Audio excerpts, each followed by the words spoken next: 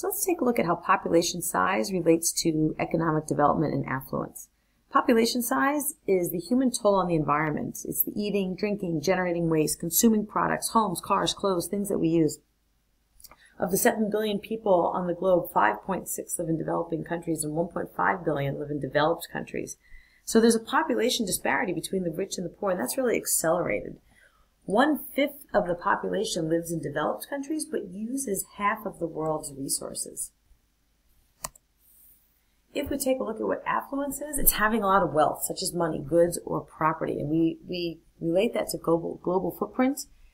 The world's average ecological footprint is 2.7 hectares. If we look at some specific countries, such as the ecological footprint of the U.S., it's 9 hectares. If you look at China, China's 1.8 hectares, and the ecological footprint of Haiti is 0.5 hectares. So a person in the U.S. is using 5 times the resources as a person in China and 22 times the resources of a person in Haiti. Per capita ecological footprint takes population into account. So the U.S. has a footprint of 2,800 million hectares, but China also has an ecological footprint of about 2,800 hectares. We have about the same ecological footprint, but the U.S. has 1/4 of the population. So our lower population uses more, their higher population uses less, and we're about equal. IPAT is an equation that we're not actually going to solve. There's no numbers that go into it.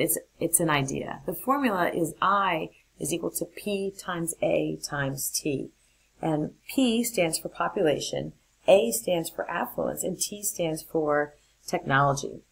A couple of environmental scientists, Barry Commoner, Paul Ehrlich, John Holdren, they wanted to study the overall effects of a human population.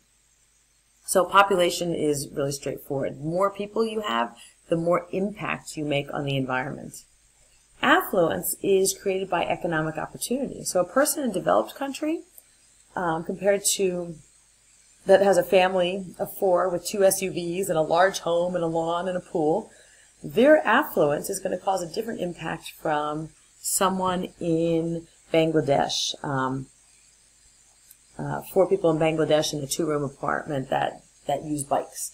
So they're going to have their affluence is going to cause them to have a much lower environmental impact. Technology is sort of complicated. It either can degrade the environment or it can create solutions to minimize impact. Chlorofluorocarbons for refrigeration, we realized that those were bad for the ozone layer, and so that would sort of be destructive technology. Or we have things like hybrid vehicles, which are benefits. So some scientists are starting to separate technology. We're not going to actually put numbers into this ever and calculate anything, but it's the idea that your impact is based on your affluence, your population, and your technology. Also a key idea of this chapter. Looking at some local, global, and urban impacts. Local impacts, most of the materials that are consumed in developed countries are produced locally.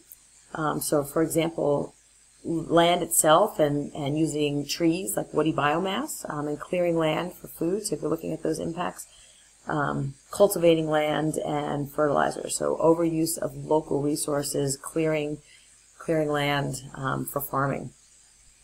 Global impacts, a lot of that takes place in developed countries. So if there's less forest, there's more carbon dioxide. Fertilizers, we're going to affect greenhouse gases. Developed countries, global impacts, importing oil, importing things like fish and bananas and coffee. If you are importing that comes with a fuel charge, you have to fly those bananas over from where you're getting them from. Same with the coffee. So you have a bigger impact because your food now has a transportation cost or impact. And then looking at suburbs, replacing land with asphalt. These are all things that are global impacts. Urban areas, the definition is an area that contains more than 1,000 people per square mile. Half of the human population lives in urban areas, but they use 3/4 of the Earth's resources. So I said urban was defined as 1,000 people per square mile. New York City, I thought the statistic was mind-blowing, has 27,000 people per square mile. Urban impacts, city planning can help with transportation, water, sewer, So you produce more waste, but could potentially have smaller footprints.